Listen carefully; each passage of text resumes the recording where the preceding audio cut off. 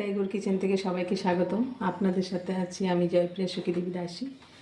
আপনারা কেমন আছেন? আশা করি ভগবানের কৃপায় ভালোই আছেন। আজকে আবার চলে এসেছি নতুন একটা ভিডিও নিয়ে। আজকে বানাবো একটা তিতো আইটেম। দেখুন, তার জন্য আমি নিয়েছি উচ্ছে। এই উচ্ছে দিয়ে আর এই কাঁচকলা নিয়েছি। এখানে দেখুন, কাঁচকলাগুলো আমি একদম পাতলা পাতলা করে বানিয়ে নিয়েছি। উচ্ছে আর কাঁচকলা দিয়ে একটা বটি বানাবো। তার মধ্যে এখানে আমি অল্প একটু বেগুনও নিয়েছি। এটা অপশনাল, যদি আপনারা চান বেগুন দিতে দেবেন, না দিলেও হবে। তাহলে চলুন দেখে নিই কীভাবে উচ্ছে আর কাঁচকলার বটিটা আমি তৈরি করব।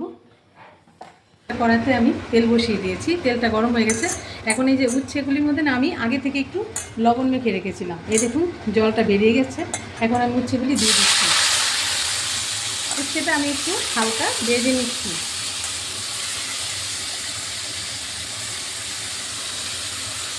যেহেতু আমার লবণ মাখা ছিল, এই জন্য আমি এখানে একটু হলুদ দিয়ে দিচ্ছি, আর লবণ দিচ্ছি না। এখন উচ্ছেটাকে আমি একটু হালকা করে একটু ভেজে নিচ্ছি। দেখুন এই যে উচ্ছেগুলি ভাজা হয়ে গেছে।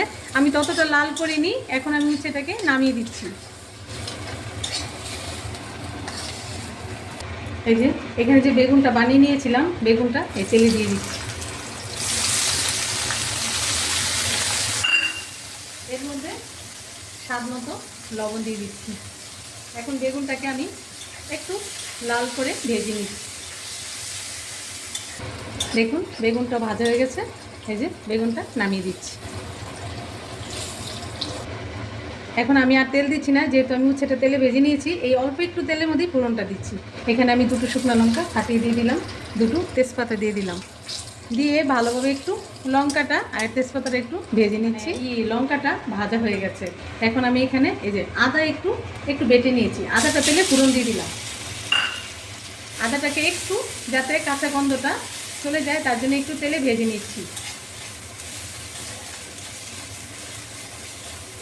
এই যে আদাটা ভাজা হয়ে গেছে। আর এখানে যে কাঁচকলা নিয়েছিলাম, কাঁচকলাটা একটু লবণ হলুদ মেখে রেখেছিলাম, এগুলি চিপে দিয়ে দিচ্ছি, মানে জলটা করে দিয়ে দিচ্ছি। ভালোভাবে মিশিয়ে নিচ্ছি। এখন আমি অল্প পরিমাণে একটু জল দিয়ে, এই যে অল্প পরিমাণে একটু জল দিয়ে ঢাকা দিয়ে দিচ্ছি। এখন আমি এখানে কিছু আর দিচ্ছি না। এই যে ঢাকনাটা খুলে দিচ্ছি। এই দেখুন কলাটা সিদ্ধ হয়ে গেছে। এখন আমি একটু এখানে 2-3টে কাঁচা লঙ্কা নিয়েছি, কাঁচা লঙ্কাটা দিয়ে দিলাম। আর যেহেতু আমি অল্প লবণ দিয়েছি, আমি স্বাদ মতো আর একটু লবণও দিয়ে দিচ্ছি। এবার ভালোভাবে এটা কলাটাকে একটু ভাজা ভাজা করে দিচ্ছি।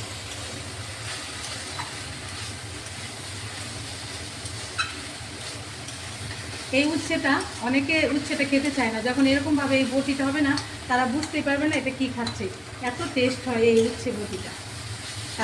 দেখুন কলাটা ভাজা ভাজা হয়ে গেছে। এখন যে আমি এখানে উচ্ছে ভেজে রেখেছিলাম, উচ্ছে বেগুন সবগুলি দিয়ে দিচ্ছি। ভালোভাবে সবগুলো মিশিয়ে আর একটু ভাজা ভাজা করে নিচ্ছি।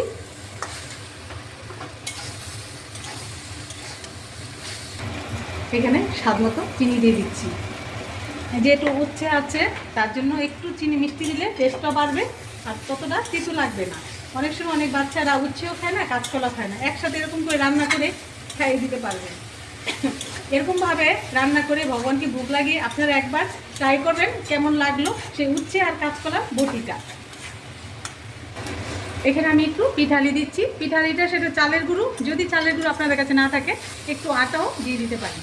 তাহলে কি হবে, এই যে বটিটা খুব সুন্দর মিশে যাবে আর ভালোও লাগবে। এ দেখুন এখন আমি একটু ভাজা ভাজা করে নিলেই হয়ে যাবে।